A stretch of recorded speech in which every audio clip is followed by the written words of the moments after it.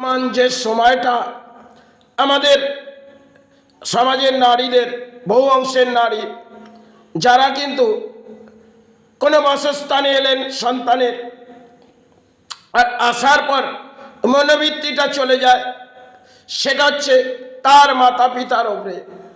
কেন আজকের সমাজে দেখবেন বহু মাতা পিতা তারা তার সন্তানকে লালন পালন করে বড় করে তাকে বিবাহ যোগ দিলেন, এবং বিবাহ যোগ দেওয়ার পর সে কিন্তু পরক্ষণে সন্তান কিন্তু ভুলে যেতে চাইলেন, না চাইলেও পরিবার সেটাকে হৃদয় দিয়ে ভুলিয়ে দেবে। আর আজকে দেখবে সমাজে যদি মায়ের 4টি সন্তান থাকে, তাহলে একটি ভাগের মা তাকে করে দেওয়া হবে, কেন ভাগের অংশটা তার মায়ের জন্যে। আর যদি নিজের মা কোনো পণবৃত্তি করে যে আমি অসুস্থ পড়েছি, তাহলে তার জন্যে তার স্বামীকে বলবে যে দেখো আমার মা বড় অসুস্থ, কিছু অর্থ দেবে, আমার পিতা অসুস্থ, কিছু অর্থ দেবে। এটা কেন এখনকার দিনে একটি বীজ মন্ত্র যেন শিখে এসেছে, আর সেই বীজ মন্ত্রটা চালিয়ে বসে থাকে। কেন বর্তমান দিনে নারীদের হাতে ফোন, আর ফোনেতে বহু কিছু ব্যাখ্যা করে বসে।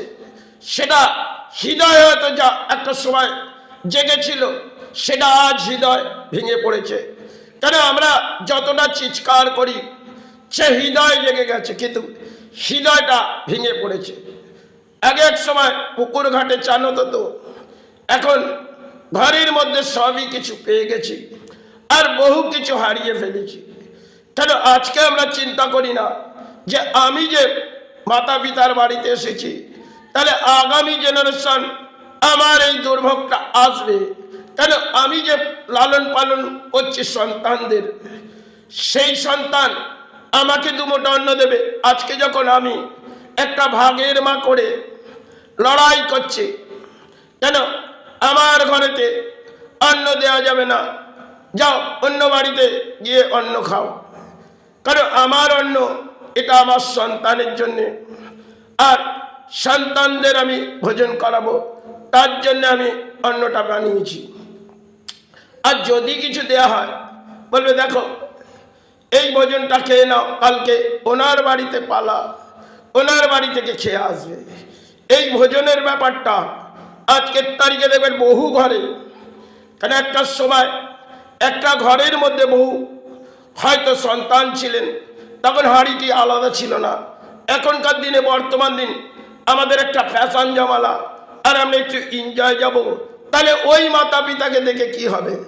আমার যে নিজের মাতা পিতা, যিনি আমাকে বড় করে তোমার হাত ধরিয়েছে, তাহলে তোমার মাতা পিতাকে সরিয়ে দাও, আর আমার মাতা পিতাকে তুমি মেনে নাও। আজকে সমাজে দেখবেন এটা বহু ঘরের ক্ষেত্রে, কারণ সন্তান তখন বুঝে ওঠে না যে লড়াইটা কোথায় আসছে।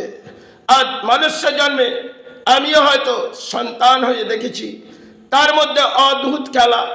আর এখানে যদি কিছু বলা যায় তাহলে কিন্তু 2 অঙ্কের ঢল লাগবে।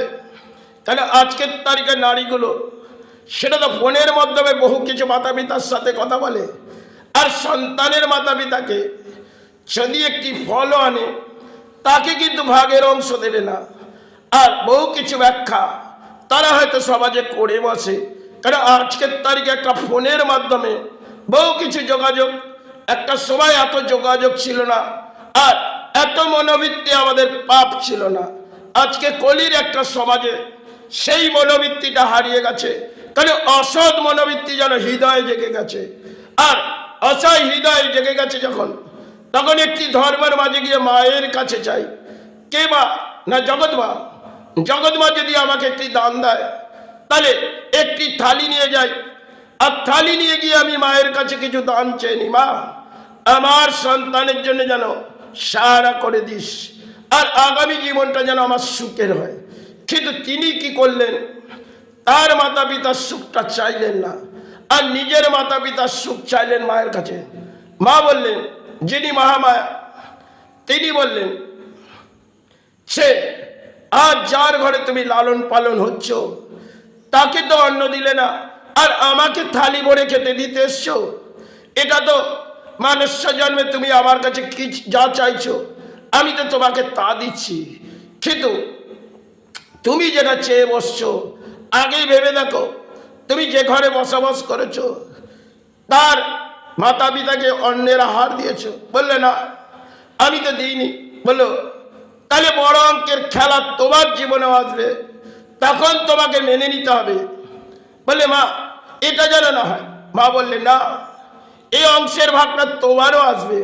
তুমি যারা পরায় দানে এত চিৎকার করেছো আর এত ধর্মের মাঝে এসে গেছো, এত অধর্ম তোমার বুলিয়ে এসে গেছে, তাহলে একটি দণ্ড তোমাকে কলিকে দিয়েই করাবো। আর কলি তখন তোমাকে যখন দণ্ড দেবে তখন দুনয়নের জল ভরে আসবে। তখন যতই মা করে চিৎকার করো, যতই আমার পাশে আসো, কিন্তু তুমি তোমার মায়ের কাছ থেকে যা আবেদন করবে সেটা হয়তো পেয়ে যাবে। কিন্তু আমি তো মহামায়া, আমি এই জগৎ সংসারকে দেখছি, আর ভূমির মাতৃ আমি, তা আমি সকলার কল্যাণ করি। তুমি যে কিছু অকল্যাণ করে এসেছো তার পাপের ভাগী কি আমি নেবো? আমি নেবো না। তুমি তোমার পাপের কর্ম করেছো, তার সাজা তুমি পাচ্ছ, তাই কলি তোমাকে দণ্ড দিচ্ছে। বলে হে মা, আজ যে আমার চোখে জল। বলে দেখো, তুমি হয়তো মন্দিরে এসেছো, একটা সময় তুমি তোমার মায়ের হৃদয় জেগেছো, আর তার মাঝে জন্মদারিণী মা, তিনি সন্তান, তার হৃদয় তো জাগাতে পারোনি। আজকে এই স্থান থেকে চলে যাও, কিছুই যদি না পাও তাহলে কোথাও গিয়ে একটি বসে পড়ো, তাতে যদি অর্থ আসে সেটাই জানবে দানপত্র জীবন। আজকে বহু কিছু আমরা চিৎকার করি, ধর্মের মাঝে এসে গেছি, কিন্তু কিছু অধর্মের বলি যে আমাদের সমাজে চলে সেটা আমরা মেনে নিই না। এই হচ্ছে কলিযুগ।